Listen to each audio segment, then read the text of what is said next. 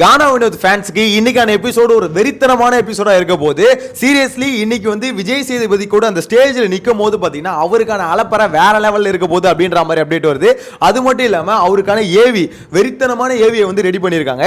So இந்த ஏவியில் வந்து பார்த்தீங்கன்னா கிட்டத்தட்ட டைட்டில் வினருக்கு எந்த அளவுக்கு பார்த்தீங்கன்னா பம்ப் பண்ணி ஒரு ஏவியை வந்து ரெடி பண்ணுவாங்களோ ஸோ அந்த மாதிரி ஒரு ஏவி ரெடியாக இருக்குது அப்படின்ற மாதிரி தகவல் வருது. இன்னொன்று விஜய் சேதுபதி வந்து கானா வினோத்தை ஸ்டேஜில் வச்சு புகழ்ந்து தள்ள போறாரு அப்படின்ற மாதிரி தான் தோணுது. ஸோ இந்த அப்டேட்லாம் பார்க்கும்போது எனக்கு தெரிஞ்சு இன்னைக்கான எபிசோட் கானா வினோத் ஃபேன்ஸுக்கு வந்து வேற லெவலில் இருக்க போது. இது கூட இன்னொரு விஷயத்தையும் கவர் பண்ண போறோம். இந்த வீட்டுக்குள்ள பிக் பாஸ் வீட்டுக்குள்ள விஜய் பார்வதி திரும்பி வரதுக்கு வாய்ப்பு இருக்கு அப்படின்ற விஷயத்தை சேர்த்து கவர் பண்ணலாம். ஸோ எல்லாத்தையும் டீடைல்டா பார்க்கலாம். சேனலை ஃபர்ஸ்ட் டைம் பார்த்தீங்கன்னா சப்ஸ்கிரைப் பண்ணி வீடியோ லைக் பண்ணி வச்சுக்கோங்க. நான் எதனால கானா வினோத் ஃபேன்ஸுக்கு இன்னைக்கான எபிசோடு ஒரு வெறித்தனமான எபிசோடா இருக்க போது அப்படின்னா ஆக்சுவலா கானா வினோத் பொட்டி எடுப்பாரு அப்படின்றது யாருக்கும் தெரியாது. ஓகேங்களா? ஏன்னா பிக் பாஸ்க்கு ஒரு மாதிரி ஷாக்காக தான் இருந்தது. அந்த மனுஷனே பொட்டி எடுத்ததுக்கு அப்புறம் ஒரு கிட்டத்தட்ட ஒரு ஹாஃப் அன் அவர் நினைக்கிறேன் பேசவே இல்லை.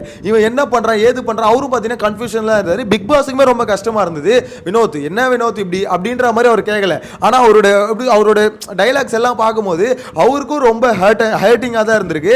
அதாவது கடைசியில் போகும்போது பார்த்தீங்கன்னா அந்த குரு சிஷியம் அப்படின்ற மாதிரி சொன்னார், ஜூனியர் சிஷியம் அதெல்லாம். ஸோ அதை சொல்லும் போதே தெரியுது அவர் எந்த அளவுக்கு கானா வினோத் மேல ஒரு இது வச்சிருந்தாரு.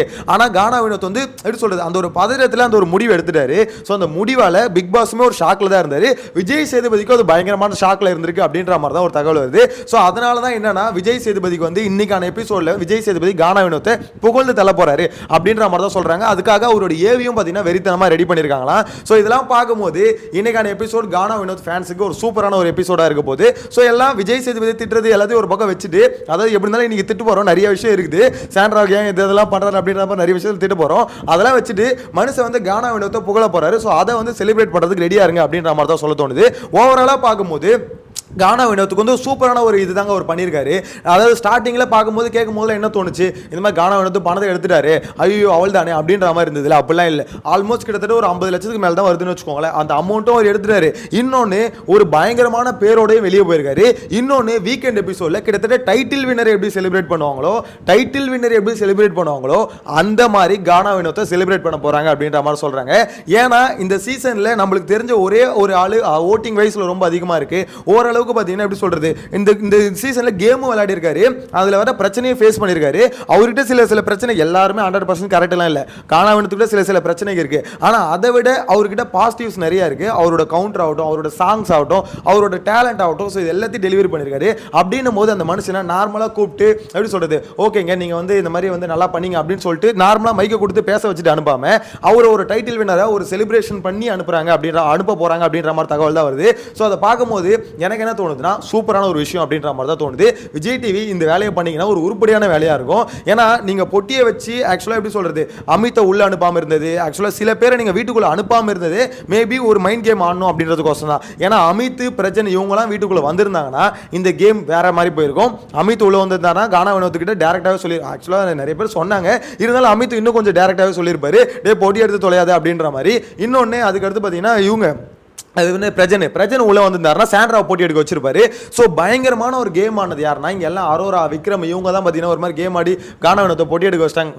அதெல்லாம் சும்மா அதெல்லாம் எப்படி சொல்றது அவங்களோட இமேஜினேஷன் தான். அதாவது நம்ம ப்ரோமோ பார்த்து நம்ம ஒன்று ஜட்ஜ் பண்ணல, அதே மாதிரி தான் வீட்டுக்குள்ள இருக்கவங்க அந்த ரியாக்ஷனை பார்த்து அவங்க ஜட்ஜ் பண்ணுறாங்களே தவிர மற்றபடி எல்லாமே இமேஜினேஷன் தான். ரம்யா இமேஜின் பண்ணுறதாகட்டும், வியானா சொல்றதாகட்டும் எல்லாம் இமேஜினேஷன் தான். ஏன்னா விக்கல்ஸ் கானா வினோத்தை எடுக்க வைக்கணும் அப்படின்ற அதாவது மற்றவங்களை மேனிபுலேட் பண்ணணுன்ற மோட்டிவ் ஒரு 2 நாளைக்கு முன்னாடி பண்ணது நம்ம பார்த்தோம். ஓகேங்களா? காலையில் கானா வினோத்து கூட பேசும்போது போட்டி எடுப்பீங்களா அப்படின்ற மாதிரி பேசினதெல்லாம் இருந்தது.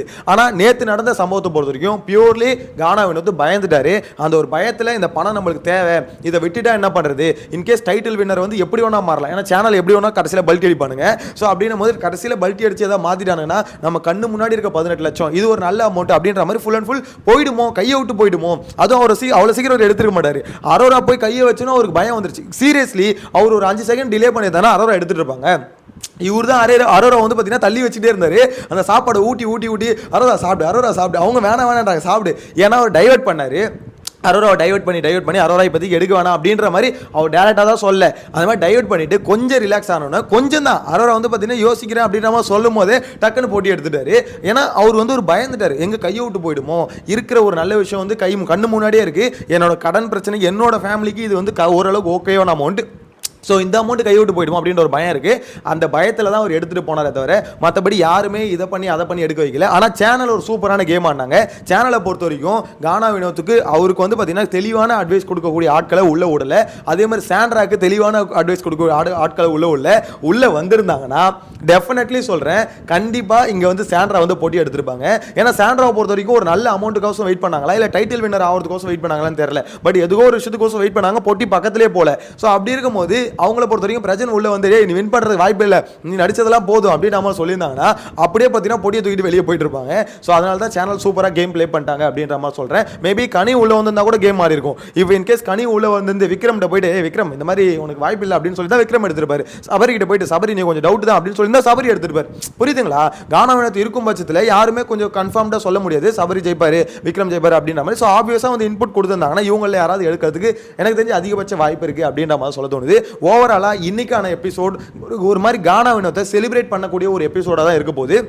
அவர் வந்து பார்த்தீங்கன்னா ஸ்டேஜில் அவருக்கான ஸ்க்ரீன் ஸ்பேஸ் இருக்குல்ல அது வந்து ரொம்ப அதிகமாக கொடுக்க போகிறாங்க அப்படின்ற மாதிரி தான் சொல்கிறாங்க. பார்க்கலாம் விஜய் சேதுபதி எப்படி இவரை வந்து பார்த்தீங்கன்னா ஒரு மாதிரி ஓகே இவரை வந்து எப்படி அணுக போகிறாரு, ஒரு மாதிரி செமையாக வந்து சூப்பர்ப்பா அப்படின்ற மாதிரி ஒரு மாதிரி அணுக போகிறாரா, இல்லை நார்மலாக வந்து பார்த்தீங்கன்னா எப்படி சொல்கிறது ஒரு ஸ்டேஜில் வந்துட்டு மைக்கை கொடுத்துட்டு எல்லாரும் ஹவுஸ் மேட்ஸை பார்த்துட்டு பேசிட்டு போங்க, இல்லை ஏவி மட்டும் பார்த்துட்டு போங்க அப்படின்ற மாதிரி சொல்லிட்டாருன்னு வச்சுக்கோங்களேன். அது ஒரு மாதிரி சப்பையாக முடியும். எனக்கு தெரிஞ்சு அப்படி முடிக்க மாட்டாருன்னு நினைக்கிறேன். ஏன்னா விஜய் சேதுபதிக்குமே கானா வினோத் மேலே ஓகே ஒரு இது இருந்தது. ஓகே இந்த மனுஷன் வந்து ரொம்ப நேச்சுரலாக இருக்காரு, அவரு கோவப்படுறது மட்டும் தான் பிடிக்காதவரை மற்றபடி பார்த்தீங்கன்னா ஒரு கேரக்டர் வைஸ் ரொம்ப ஜெனியூனாக இருக்காரு அப்படின்றது எல்லாருமே அக்செப்ட் பண்ணக்கூடிய விஷயம். ஸோ விஜய் சேதுபதிக்குமே பிடிக்கும் தான் நினைக்கிறேன். ஸோ அதனால் இன்னைக்கு ஸ்டேஜில் எப்படி செலிப்ரேட் பண்ணாரோ வெயிட் பண்ணி பார்க்கலாம். இது கூட நான் ஒரு முக்கியமான விஷயம் சொல்லியிருந்தேன்ல, அதாவது இன்னைக்கான எபிசோட பொறுத்த வரைக்கும் இங்கே வீட்டுக்குள்ள ஒரு கேம் நடக்குதுல்ல, அதை தாண்டி வெளியே ஒரு கேம் நடந்துட்டு இருக்கு.